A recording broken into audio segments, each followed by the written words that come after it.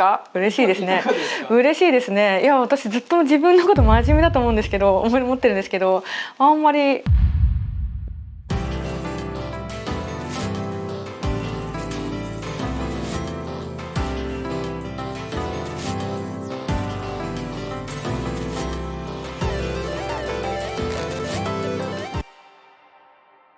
やっぱりそれも編集者的になのかもしれないんですけど、なんか得意点とか、先ほどの言葉で言うと溢れちゃってる人と会うのが何より好きなので、なんかもしかしたらこの人テレビで喋ってるよりも本書いた方がいいんじゃないかみたいな常にどっかで思ってるんですけど、石丸さんと MC でご一緒できてよかったなと思いました。ある意味ではその石丸さんってフィルターがすごい、石丸フィルターがすごく面白い人で、そこが番組ではよく出てるなとは思いますね。多分今一番みんなが求めてるナラティブを提案してるのが、一つには政治、日本でいうと政治になってしまっているのかなと思って、だからこれだけ政治が特にこの1年間盛り上がってしまったっていうことは、ナラティブをまさに今おっしゃってたようにナラティブを求めてることの少佐ではあるんですが、ここまでのパンチがないといけないのかっていうのはやっぱりね、石丸さんとか出てきてしまうとちょっとやそっとの登場人物じゃ勝てないなみたいな気持ちには。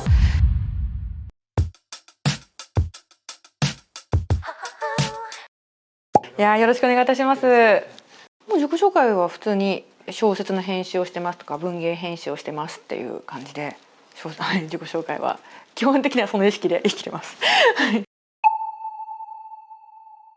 そうですね、そういう意味では編集者って仕事自体が伸縮してるみたいな感覚がすごく強くて、もともと編集者って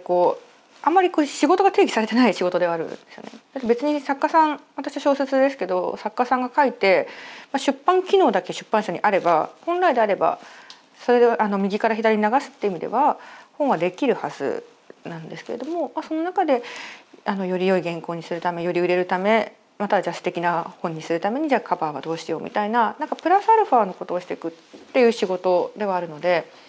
でそれでより売れるためにはどうしたらいいだろうっていう、割と自分で仕事を見つけて人と人と自分が何をするわけでもないけれどもこれのプロジェクトに協力してくれそうな人を増やしていくっていう仕事の仕方ですし、そもそも編集者でそういう仕事ではあるので、その中で自分が使える自分が価値提供できるところにあったら何でもやるっていうのが、編集者人生の中で染み込んでたのかなと思い、でもしそれがじゃあ例えばテレビとか、YouTube とかで、またこういうところで本当に何かできることがあればとりあえず NG がないって、ノーは言わないっていうそういうマインドでやってますけれども、はい。そうですね、ただまだ私に何かを求められているというよりは、私の向こうにある例えば編集者という仕事は何ですかとか、編集者の目を通したらこのニュースはどう捉えられますかとか、私に対して求められているっていうよりは、または庵野がやっているデジタル民主主義をあなたはどう見てますかみたいな、一つフィルターをかけているっていう状態ではあるので、私に何か求められているっていう感覚は正直あんまり今まだないっていう状態ですね。ただ確かに何かを伝えたいと思った時に今回、直近だと自分の近くにあったハラスメントの問題とかを X、ツイッターで言ったりとかしたんですが、そういう時に数字的な意味での拡散がどうこうっていうこと以上に、私もそうでしたとか、私は言えなかったけれど言ってくれてよかったみたいな言葉をいただけるっていうことはすごく良かったなとは思っていて、ただそれも私の言葉を世界に届けたいんですっていうよりは、私に代表される何かこういう考えを伝えたいみたいな、それがより広く届けばいいなっていう、そこに私が出たいっていうよりはもう一個中にあるっていう感覚が強いので、それはこの小説を売りたいみたいなのとあんまり気持ち的には変わってないのかなって気はしますね。あ、本当ですか？嬉しいですね。嬉しいですね。いや、私ずっと自分のこと真面目だと思うんですけど、思ってるんですけど、あんまりいや事務能力が低くてチャランポランなのであんまりその真面目さが伝わらず、いつも歯がゆい思いをしてるので嬉しいです。真面目っていうのは嬉しいですね。でもそれはもしかしたら編集の時に自分の一言でこの作品がねじ曲がってしまったら怖いっていう意識がすごくあって、作家さんだったり作品の代弁をして、例えばじゃあこの小説を売りたいですって時に自分が書いた例えば帯コピーがその作品を歪めるものであったら困るなっていう、そことの齟齬があると困るなっていう意識ではすごくいるので、どこまで言っても私の言葉ではないんですね。なんか私だけの言葉ではないっていうとあれなんですが、なんか先ほど厳密にっておっしゃってたのは、ここに呼ばれてる意味とか呼ばれてる役割みたいなのから齟齬があってはいけないなっていう、ちょっとそういう意味ではちょっと過剰に几帳面になってるのかもしれないんですけれども、そういう意識はありますね。そうですね。なんかあと MC 的な役割ってある意味こう自分は何か価値提供しなくていいって言うとあれですけれども、そこに明らかに価値提供できる方がいらっしゃって、その方のお話をなんか一番最前線でふんふんって面白く聞けているので、気持ち的には楽というか一番楽しい状態ではありますよね。そうですね。まだ、とはいえ2回しかやってないんですけど、石丸さんと MC でご一緒できてよかったなと思いました。何かこう一緒に組んでというよりは、石丸さんのフィルターっていうのがあって、でそれでこう地方を見るっていうのは私とは全然違うフィルターなので、そういう意味でもすごく面白いなと思いますし、石丸さんっていう人のいい意味でなんかいいところが番組では結構出やすくなってる。で石丸さんってなんか石丸さんの話になっちゃうんですけど、自分がみたいな人なのかって印象多分あるし、そういう部分もゼロじゃないと思うんですけど、ある意味ではその石丸さんってフィルターがすごい、石丸フィルターがすごく面白い人で、そこが番組ではよく出てるなとは思いますね。根本的にはすごく人間が好きではあるので、私自身が人間が好きではあるので、確かにこう普段会社員で本を作ってます以上のちょっとこうなんですかね、得意点的な方に、先ほどの茂木さんなんてまさにそうだと思うんですけど、そういう方にお会いできるのは一番楽しい瞬間ではありますよね。ミーハー的な意味というよりは、こういう得意点、やっぱりそれも編集者的になのかもしれないんですけど、なんか得意点とか、先ほどの言葉で言うと溢れちゃってる人と会うのが何より好きなのでワクワクしますね、そういう意味では。で溢れちゃってる人を見ると何とかしたくなっちゃうみたいな、もしかしたらこの人テレビで喋ってるよりも本書いた方がいいんじゃないかみたいなので常にどっかで思ってるんですけど、そういう意味では面白いですよね。いやこれ本当に編集者としては悩ましいなと思うんですが、幸い今別に小説だけではなく、まさにピアニストだったりとか、または今いわゆるポップスのアーティストの方とも仕事をしているんですけれども、あとはそうですね、将棋の棋士の方だったりとか、いろんなジャンルの方とお会いしてるんですけれども、なんとなく、その方がまさにこう自分の才能をちょっとだけ持て余してる状態みたいなのっていうのに一番ときめく瞬間ではあって、でそれがこう不器用さゆえにというよりも、多分もうなんか持て余してる状態で、しかも持て余してる時期っていうのが結構あると思うんですよね。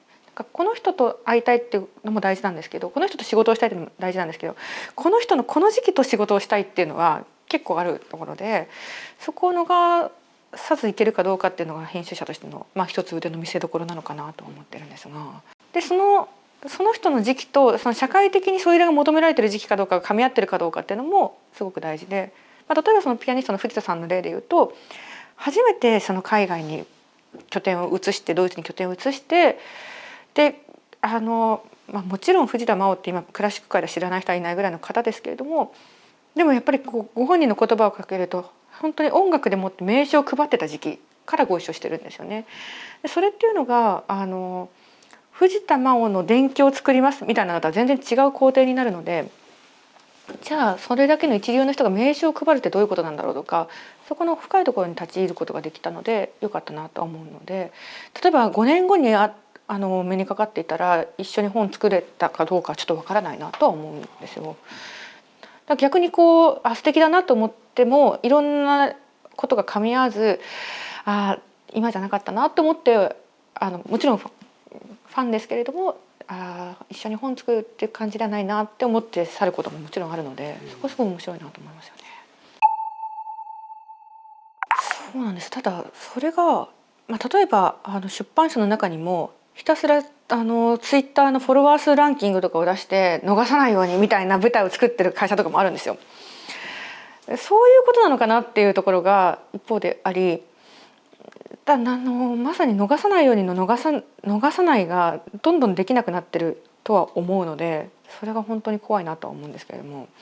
あとSNS で腫れているっていう時点で誰かがウォッチしてくれているから自分が行かなくてもいいかなっていう、ちょっと日商法的な、それは自分が活字媒体にいるからでもあると思うんですよね。これがこう自分がじゃあ例えばウームのあれですとか、ウームのマネージャーですとか、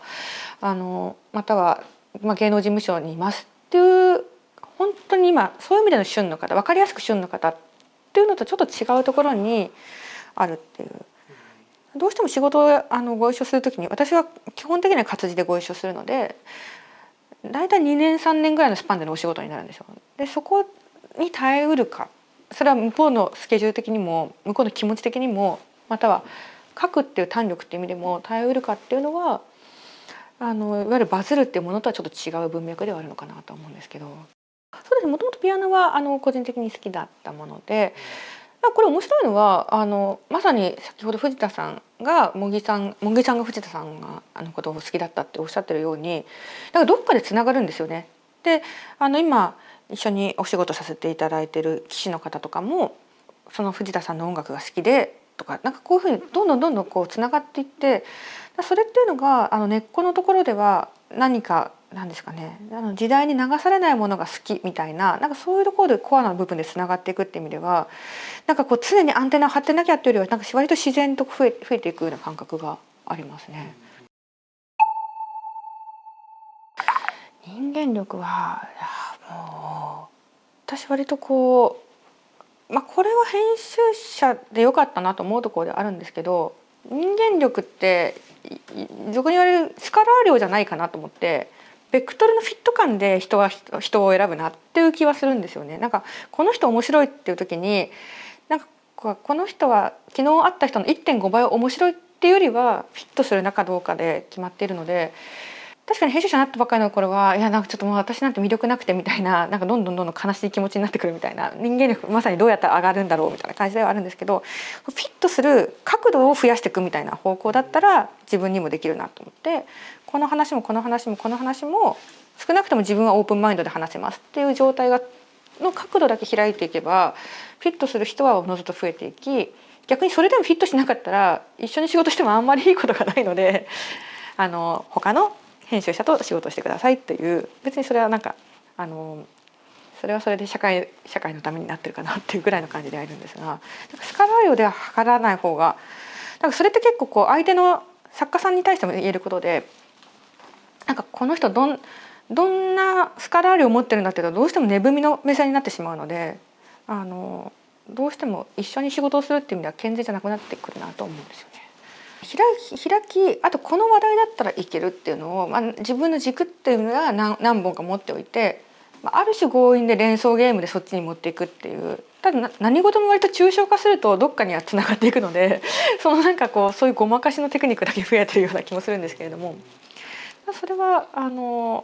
感じるところではありますよね。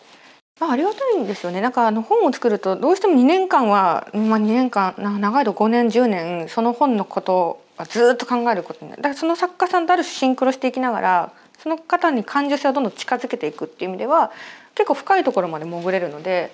こう自分だったら行けなかったところには行ける、自分一人では絶対に行けなかったところに本一冊作るだけで行けるっていう意味ではかなりお得な仕事ではあるんですよ。でそれでまたそこでここの軸がもう一個できたなって時にまた違うチャンネルでまたこうやってつながっていくっていうのができるので、そういう意味では自然とそういうのができる仕事環境ではあるなとは思うんですけど、ただやっぱりどうしやっても活字を書ける方、活字に興味がある方、あとは活字の時間軸で生きている方っ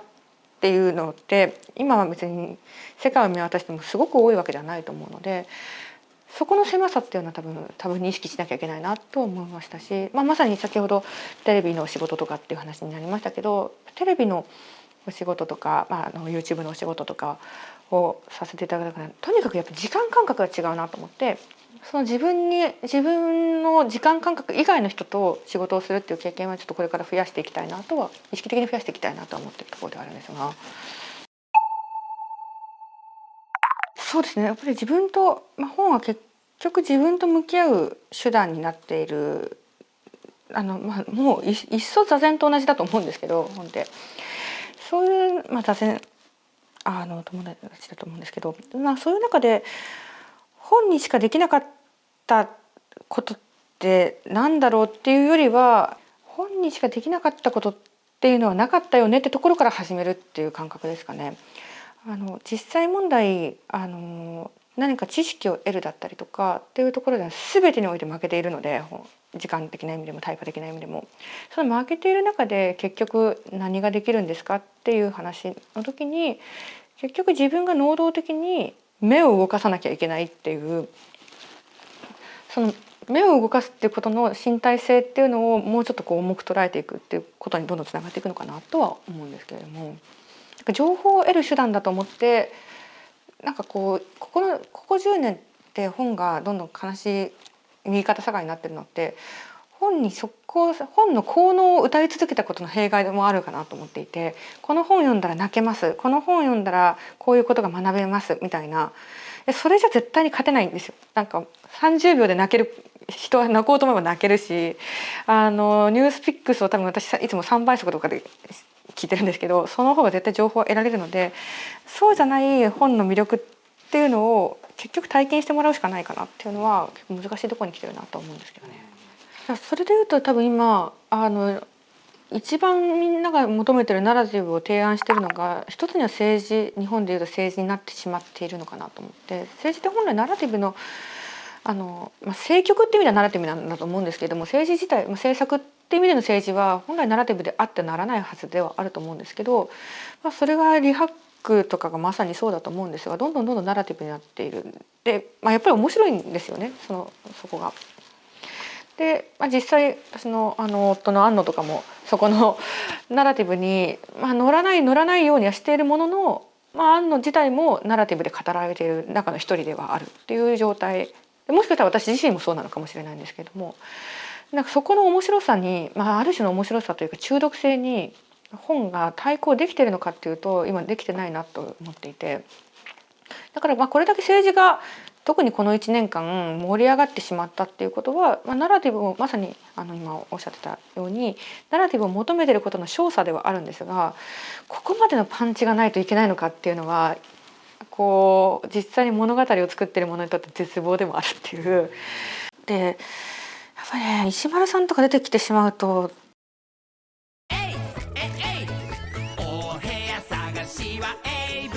アンビリーバブル、お部屋探しはエイブル、エイブル、お部屋探しはエイブルがワンダフル、エイブルでやっぱりね、石丸さんとか出てきてしまうとちょっとやそっとの登場人物じゃ勝てないなみたいな気持ちにはなっている。でその結果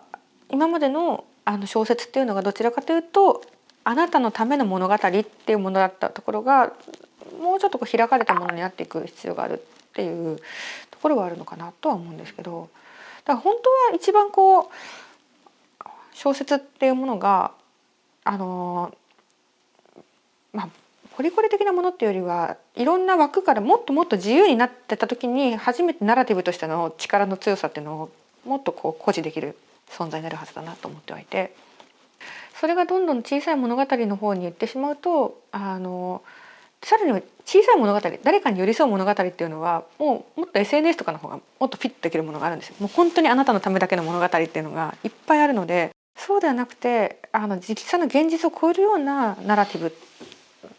これは超えてるからこそ成立してるナラティブっていうものを小説はもう一回提示しなきゃいけないのかっていうのはなかなか悩ましく思うところがありますね。いやたくさんありますけど自分は一つには川端康成、それは卒論で書いてるんですけど、川端康成の小説たち、あとは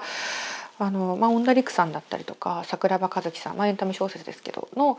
少女を描いた小説にかなり救われてきたところがあってですね、あとは古い吉吉さんとかですかね。それって自分が12歳とかから18歳ぐらいまでどうしても少女である自分と、女である自分とみたいなところの、体の変化も含めてすごく折り合いが悪かったんですよね。でこの感じをどういうふうに感覚で書いたらいいんだろうっていうと感覚をアップデートしたらいいんだろうっていう時に一つには女性が書いた少女、恩田陸さんだったりとか桜庭和樹さんの少女っていうものに救われる面と、あとはこう少女に欲望する男性の目から要は欲望されているっていうことをやっぱりこう剥ぎ取らずには人生を歩んでいけなかったっていうところもあって、その欲望している男性の目から書いたその川端康成の小説っていうのをすごくこう救いといいますか現実を理解する補助線としてはすごく機能したんだなとは思うんですよね。で今川端康成の小説とか、まさにその少女性愛みたいなもの、少女に対する欲望みたいなのって、もちろんこう描きづらくなっているものだと思うんですけれども、現実にそこにあるこう困難に対して小説っていうのが予防接種的にまたはカリカチュアすることによって摂取できたものが確かにはあるっていうのは、一方で忘れちゃいけないところだなとは思うんですよね。そうですね、思春期の時にでも面白いですね。確かに音楽とか、自分も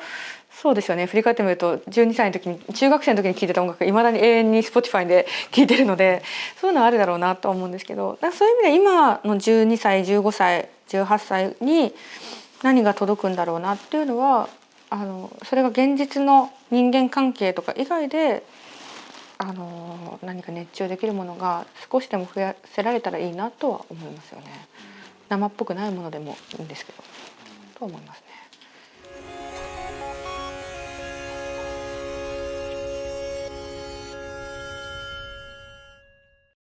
エイブリに来る人っていい顔してるよな。新生活を始める人だからね。俺たちもいい顔で出迎えなきゃな。はい、お部屋探しはエイブリに来てみる。